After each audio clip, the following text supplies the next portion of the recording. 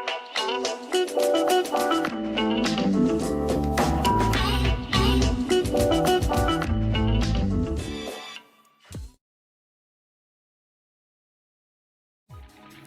everybody, this is Tracy here with another edition of A View from Tracy's Point. And we are here to talk about the breakup between Taraji P. Henson and her fiancé, Kelvin Hayden. And if you guys remember, Taraji turned 50 last month and she had this yacht party. And people, had begun to speculate that maybe the two of them were no longer together because it was like a girls' party and she didn't really mention him or talk about him. And I believe Angie Martinez and Mary J. Blige were on the yacht with her. And so people were thinking, okay, they're always together. They're always doing things together. Why isn't he there with her? Where is the birthday gift? And so now she has confirmed today on, I believe it was the Breakfast Club, she confirmed that the two of them have split. And so Taraji is 50 and he was only like 37 years old. He is a former NFL football player. And so Taraji stated during the interview, she says, "I haven't said it yet, but it didn't work out. You know what I mean? And I tried, I was like, therapy, let's do the therapy thing. But if you're both not on the same page with that, then you feel like you're taking it on yourself. And that's not a fair position for anybody to play in a relationship. My happiness is not his responsibility and his happiness is not mine. We have to first learn how to make ourselves happy to make each other happy." And that is a very good point to take. And I'm so happy that, more and more women are realizing that, because I can remember when I was engaged about, oh my God, I think I broke that engagement off, maybe been about 15 years now. And I had never lived with a man before, but then we were leading up to the wedding. I wanted to have this big wedding, so I let him move in. And this is actually my youngest daughter's father. And so I said, well, okay, we move in 6 months before the wedding, and then we can save this money for this wedding that I want to have. And that was like, people tell you don't live together, don't shake up and everything. But let me tell y'all something. That was the greatest lesson of my life. And during that time, I had went to visit my aunt. And when my aunt had met him, actually it was way before we got engaged. My aunt met him because it was when my uncle passed away. And she told me that day, she was like, "That is not the man for you, honey. Don't try to force that." But then I went ahead. 5 years later, we got engaged and I was all gung-ho. But living with him that short period of time let me know that this was not the person that I wanted to wake up next to for the rest of my life. And it's a really hard decision to make, to tell somebody that you don't want to marry them, that you don't want to be with them. So I applaud Taraji for making the decision if she determined that this was not the person for her. And so she went on to say in the interview, you have to show up, and yes, you want to be understanding, but you can't lose yourself in the understanding. You have to stand still for yourself and be there for yourself. But it's hard to do if the other person isn't doing their part either. And she went on to say, it's nobody's business what's going on in my personal life. And she was responding at that point to them asking her, did he try to make it work? Like, what was he putting into the relationship? Because it was sounding like she was doing all the work. And she went on to say, all I'm saying is relationships take work. And it takes both sides to really be there. It's selfless. Sometimes you got to sit on it. Sometimes you can't take it to him. Sometimes you got to take it to the therapist and work it out first. That's why it's so important. And no, your therapist ain't your preacher. Your therapist is not your pastor. Nobody at the church is your therapist. I'm sorry. And I have to say amen to that. Don't be out there telling the pastor and the church folks your business, because I worked at a church. And honey, let me tell you, there were several times when people had gone to counseling with the pastor of this church. And if you've been following me for a while, I'm writing a book about my experience working at that church. But the pastor would get in his feelings, like say you were a part of the ministry and you didn't do something that he wanted you to do or whatever, for whatever reason he was in his feelings. He would get up in Sunday morning and whatever you confided in him during your private counseling sessions, dude would put it into his sermon. And then people sit there like, I know this man did not just share these intimate details about my marriage or about what's going on with me and my children or what's happening in my household with the whole congregation. And of course the congregation didn't know who he was talking about unless the person had shared it, with somebody else in the church.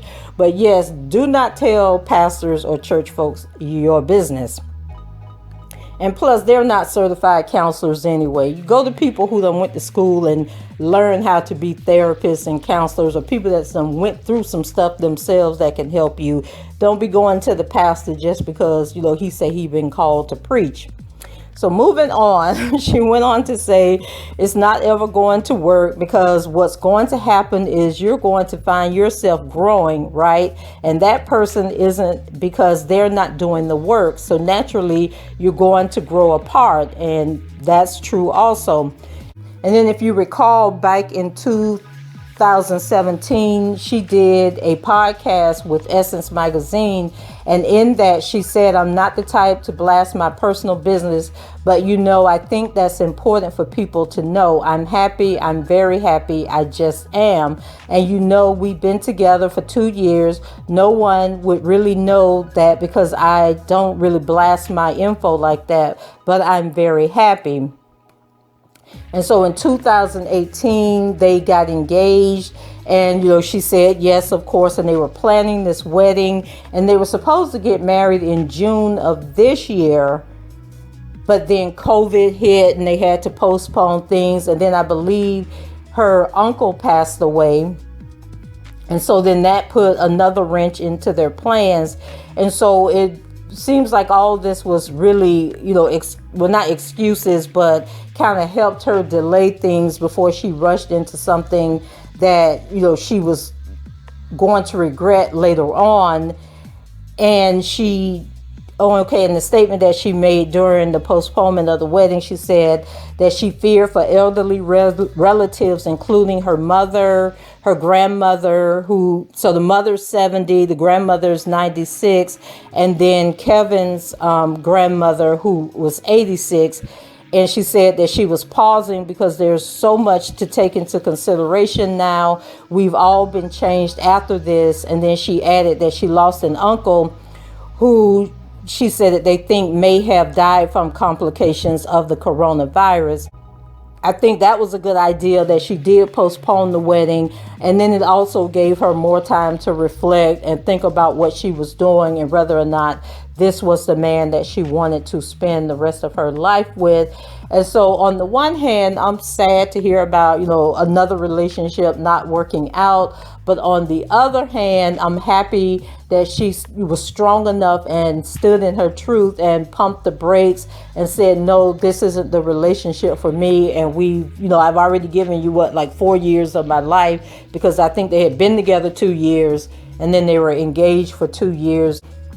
Kudos for her for standing up, because that is a very, very hard decision. Then people are looking at you because they're thinking like, okay, girl, why is you letting this good man go? But they don't know, the things that you're dealing with inside.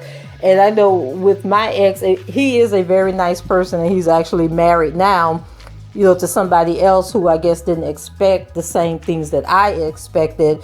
And I was actually talking to my daughter and her friend recently and was sharing with them, how the things that turned me off about him was that he didn't have initiative. And, one time my car broke down and I called him and said, can you come get the car and take it to the shop and see what's wrong with it? And he came and got the car. He took it to the shop. He came back to my job, handed me the estimate and my keys. And then he got back in the car and left. And I'm sitting there saying, okay, I could have did that myself if I was on my own and not in a relationship. why do I need somebody in my life that wouldn't have said, okay, go ahead and fix the car and we'll pick it up tomorrow. I'll make sure she can get to work or whatever. And then the second thing that happened was 2 months later, my air conditioner went out, and he just sat here like it was no big deal. And I live in Florida, so it was over 100 degrees in this house, and I sat there for a week in the sweltering heat to give him every opportunity to either check the air conditioner or call a air conditioner repairman, and he didn't. And I was like, okay, well, I could have called, I could be on my own and take care of the repairs in my house.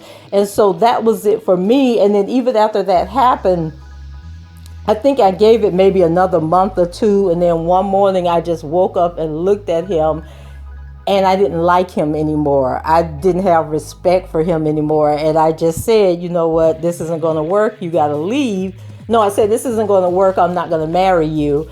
And he was like, okay.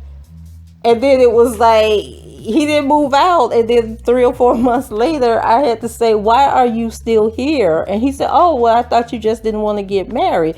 Now, keep in mind, this is a college educated man who is acting like this. And I was like, no, dude, you got to go. But like I said, he found him somebody. He's happily married. I think they've been married maybe 4 or 5 years or something.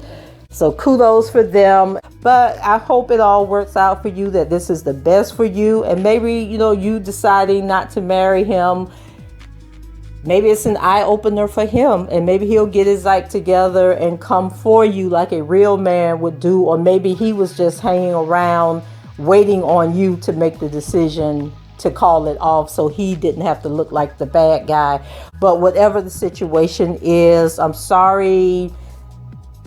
Sorry, not sorry. Sorry that it ended, but not sorry if it means your mental health and your well-being. And just wishing you the best. And, as a side note, Taraji is going to do a spin-off of Empire, because, Empire ended so horribly. And so she's going to do a spin-off. Lee Daniels and a couple other people have already signed on to be co-producers. And so we will eventually get the ending to Empire, which was cut short not only by Jussie Smollett and his foolishness, but also they had to stop filming because of the coronavirus. So with this spin-off, we'll get the ending, the conclusion to Empire, and then she will start on her new journey. So kudos, and wishing her much success for that. So have any of you ever been engaged and really anticipating getting married, and then all of a sudden you woke up and realized that this wasn't the person for you? Go ahead and leave your comments below. Let me know what you think about this story, and let me know how did you handle the situation.